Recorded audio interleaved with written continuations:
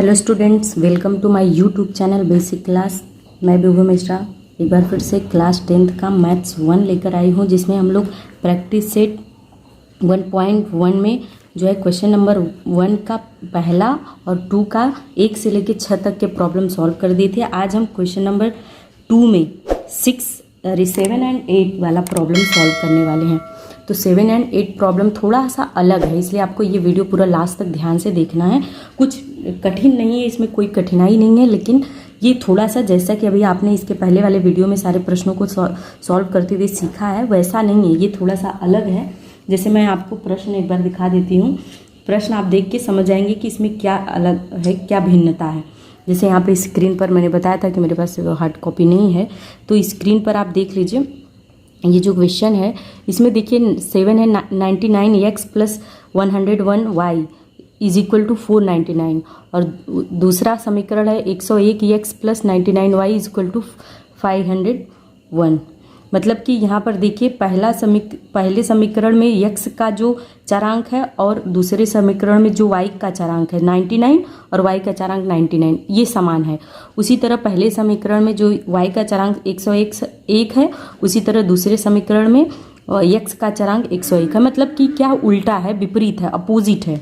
तो यहाँ पे पहले मैं एक बार समीकरण को लिख देती हूँ। 99x क्या है, 99x प्लस दिया है 101y इज इक्वल टू 499, ठीक है। और उसके बाद दूसरा समीकरण क्या दिया हुआ है, दूसरा समीकरण है 101x plus 99y is equal to 501। अब देखिए मैंने क्या आपको बताया, पहले हम क्या करते हैं, समीकरण की नेमिंग करते हैं। जैसे इसको समीकरण 1 मान लिया और ये हो गया हमारा समीकरण नंबर 2, नेमिंग हो गई, ये इंपॉर्टेंट पार्ट है। उसके बाद हमें क्या करना है कि दोनों को जोड़ना है, समीकरण 1 और समीकरण 2 को दोनों को हम जोड़ेंगे, फिर दोनों को घटाना भी है, इन्हीं दोनों समीकरणों को हमें घटाना है।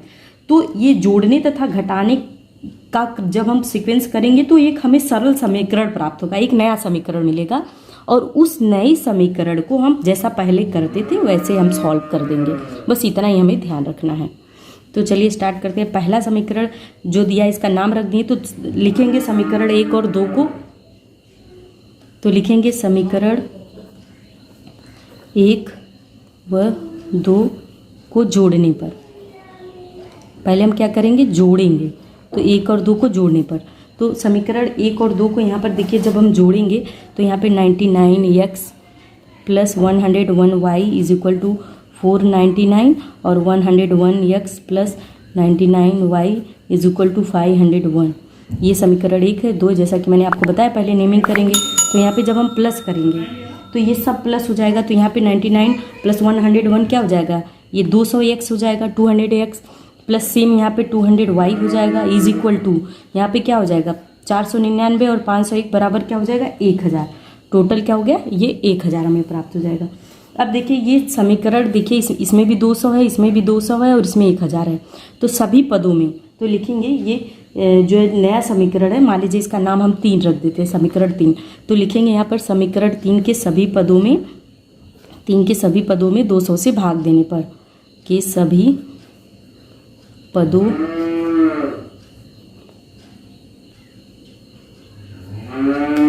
(200) से भाग देने पर, ठीक है। यहाँ पर 200 से भाग देंगे तो ये 200 कैंसिल हो गया, और 1000 में जब 200 का भाग देंगे तो यहाँ पे क्या हो जाएगा, यहाँ पर आ जाएगा 5। तो यहाँ आ जाएगा x plus y is equal to 5, ठीक है। ये हमारा नया समीकरण हमें प्राप्त होगा। इसका नाम हम रख देते हैं समीकरण 4, ठीक है। इस तरीके से अब हम क्या करें, हमारा समीकरण 4 प्राप्त हो गया। अब हम करेंगे इसी समीकरण को, ये जो पहला और दूसरा है, इसी समीकरण को घटाने पर। तो हम लिखेंगे समीकरण 1 और 2 को घटाने पर, ठीक है। तो यहाँ पर ये बात लिख लीजिए स्पष्टीकरण में, मतलब एक्सप्लेन कर दिए, समीकरण 1 व 2 को घटाने पर।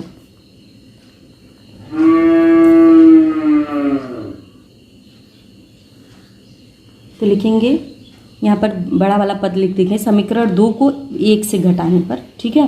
तो 101, चाहे 1 से 2 घटाइए, चाहे 2 से 1, 101x plus 99y is equal to 501, ये समीकरण 2 हो गया। और यहाँ पर लिख लेंगे 99x plus 101y is equal to 499, ये समीकरण 1 हो गया। तो जब हम इसको घटाएंगे तो ये माइनस करेंगे तो minus minus plus minus, sorry सब प्लस है तो सब माइनस हो जाएगा। तो यहाँ पे 101 में से 99 जाएगा तो यहाँ पे 2x बचेगा।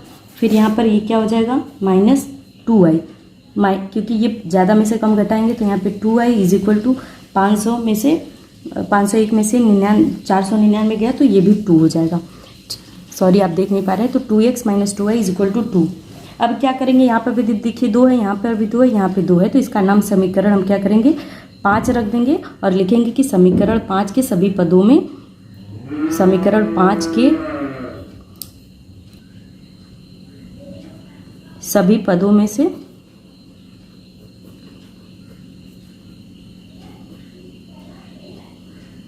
दो से भाग देने पर, 2 से भाग देने पर, तो अब यहाँ पर सब में 2 भाग देंगे तो 2 2 2 कैंसिल हो जाएगा। तो यहाँ पे बचेगा x minus y is equal to, यहाँ पे क्या आ जाएगा 1 हो जाएगा।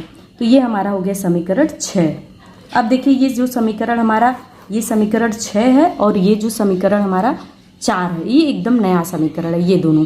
तो इन दोनों समीकरणों का हम क्या करेंगे विलोपन विधि से हल करेंगे। तो हम लिखेंगे कि समीकरण 4 व समीकरण 6 का विलोपन विधि से हल करने पर, तो यहाँ पर लिख देते हैं पहले समीकरण 4 और समीकरण 6 को पास पास लिख देते हैं। तो यहाँ पे हो गया x plus y is equal to क्या हो जाएगा 5, ये समीकरण क्या हो गया 4 है, और x minus y is equal to 1, ठीक है, ये समीकरण 6 है। ठीक है, यहाँ पर देखिए इन दोनों को जब हम विलोपन करेंगे तो इन दोनों को जोड़ देंगे क्योंकि x और y इसमें समान है। ठीक है, तो हम विलोपन में क्या करते हैं, या तो किसी एक चरांक को समान कर लेते हैं, यहाँ पे सभी चरांक समान है तो यहाँ पे हमें कुछ करना नहीं है, ये भी प्लस है ये माइनस है तो यहाँ पे बस जोड़ देंगे। तो x 2x हो जाएगा और ये प्लस है ये माइनस है, अपने आप क्या हो जाएगा ये कैंसिल हो जाएगा, बराबर यहाँ पे क्या हो जाएगा 6 हो जाएगा। तो 2x इज इक्वल टू 6/2, 2 कम 2 2 3 6, x बराबर क्या हो जाएगा 3 हो जाएगा। तो इसलिए x का मान कितना आ गया 3 आ गया। अब हम x का मान क्या करेंगे, किसी भी समीकरण में यह x का मान समीकरण 4 में रख देंगे, इस वाले में। तो लिख देंगे x बराबर 3 समीकरण 4 में रखने पर। ठीक है, तो अब यहाँ पर x plus y is equal to 5 है, तो x बराबर क्या लिखेंगे 3 plus y is equal to 5, तो क्या हो जाएगा y is equal to 5 minus 3, तो y इज इक्वल टू क्या हो जाएगा 2 हो जाएगा। तो ये y का मान कितना आ जाएगा 2, तो x कॉमा y क्या हो जाएगा बराबर क्या आ जाएगा 3, 2, यही समीकरण का हल है, समीकरण का हल है। इस तरीके से इसका आंसर आ जाएगा। तो आई होप आपको इतना समझ में आ गया है। तो चलिए देखते हैं आज सवाल नंबर 8 पर। सेम ऐसे ही सवाल नंबर 8 है, चाहे तो आप खुद ट्राई करके लगा सकते हैं। आगे बढ़ते हुए अब हम देखते हैं क्वेश्चन नंबर 2 में ही 8वां। तो इस 8वें में भी देखिए ये जो दिया हुआ है आपको स्क्रीन पर दिख रहा है कि 49x plus 57y is equal to 172, और दूसरा समीकरण है 57x plus 49y is equal to 252। तो यहाँ पर ध्यान से देखिए कि जो पहले समीकरण का x चरांक है वो दूसरे समीकरण का y चरांक है, और जो पहले समीकरण का y चरांक है वो दूसरे समीकरण का x का चरांक है। तो पहले मैंने बताया था कि नेमिंग करेंगे, फिर दोनों समीकरणों को, इस तरह के सवालों को जब अपोजिट रहते हैं चरांक जो है, जो वेरिएबल्स होते हैं जो अपोजिट होते हैं उनके नंबर्स, तो हम क्या करते हैं पहले दोनों को जोड़ते हैं, फिर दोनों को घटाते हैं, फिर एक हमें नया समीकरण प्राप्त होता है और उस नए समीकरण को हम विलोपन विधि से हल करते हैं। सेम वही प्रोसेस होता है। तो ये चलिए एक एक स्टेप करके, ये 1.1 का लास्ट प्रॉब्लम है। तो चलिए स्टार्ट कर देते हैं। वीडियो के बीच में जो है थोड़ी बाहर से आवाज़ आई है, उसके लिए मैं माफ़ी चाहूँगी क्योंकि नई जगह पे शिफ्ट हुई है तो यहाँ पे जानवर वगैरह की आवाज़ आती रहती है। चलिए देखिए यहाँ पे पहले नेमिंग करते हैं। तो 49x minus 57y is equal to 172, ये पहला नाम नेमिंग कर दिया, इसका समीकरण नंबर 1। और 57x फिर minus 49y is equal to 252, ठीक है, ये समीकरण नंबर 2 हो गया, इसका नामकरण कर दिया। अब समीकरण का चूंकि देखिए ये गुणांकों की क्या है अदला बदली है, इसका x का मान 49 है तो यहाँ पे y का मान 49 है। ये बात ध्यान देना है कि जब गुणांकों की अदला बदली वाला सवाल आएगा तो हमें पहले दोनों को जोड़ना है फिर घटाना है। तो दोनों समीकरणों को जोड़ने व घटाने पर तो यहाँ पे लिख देंगे, इसलिए दोनों समीकरणों को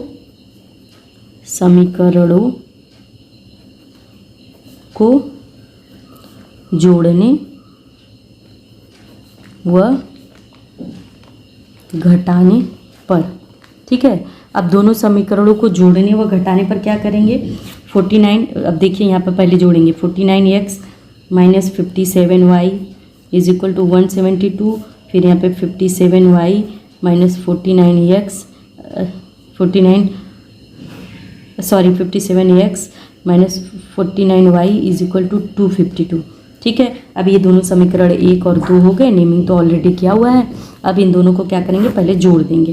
तो जब जोड़ेंगे तो 49 9 और 7 16, यहाँ पे 0 5 9 1 10, 106x, यहाँ पे फिर क्या हो जाएगा माइनस 106y हो जाएगा।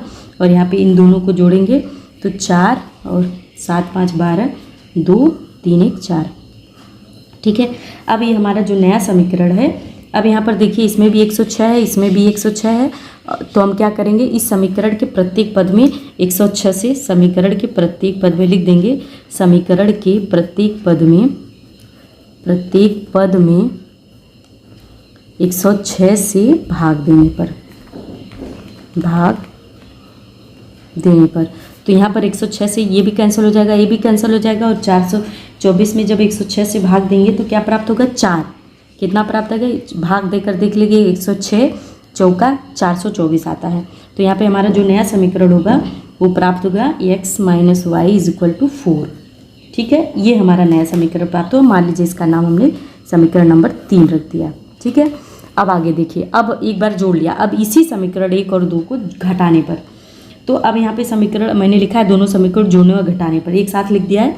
तो 49x minus 57y is equal to 172, ये समीकरण 1 हो गया।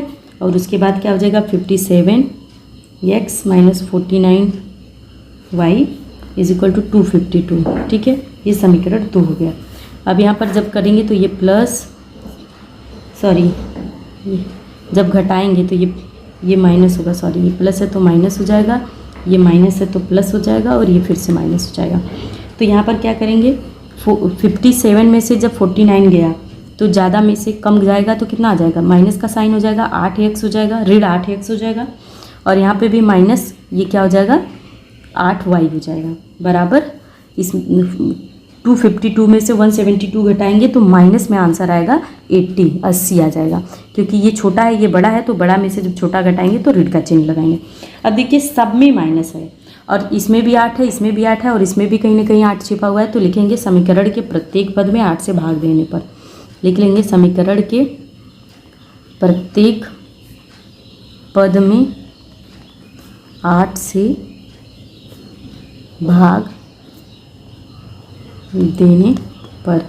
ठीक है, जब हम 8 से भाग देंगे तो यहाँ पे क्या हो जाएगा, ये कैंसिल, 8 कैंसिल, 8 करते आधा में ऐसे यहाँ पे 10 आ जाएगा। तो हमें जो नया minus x minus y is equal to minus 10, ये हमें नया समीकरण प्राप्त होगा, जिसका नाम मैं समीकरण नंबर 4 रख देती हूँ।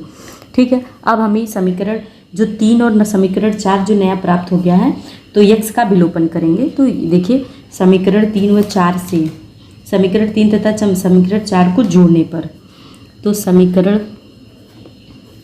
3 + 4, अब यहाँ पे आप स्टेटमेंट लिखेंगे समीकरण 3 और समीकरण 4 को जोड़ने पर, मैंने शॉर्टकट में लिख दिया है।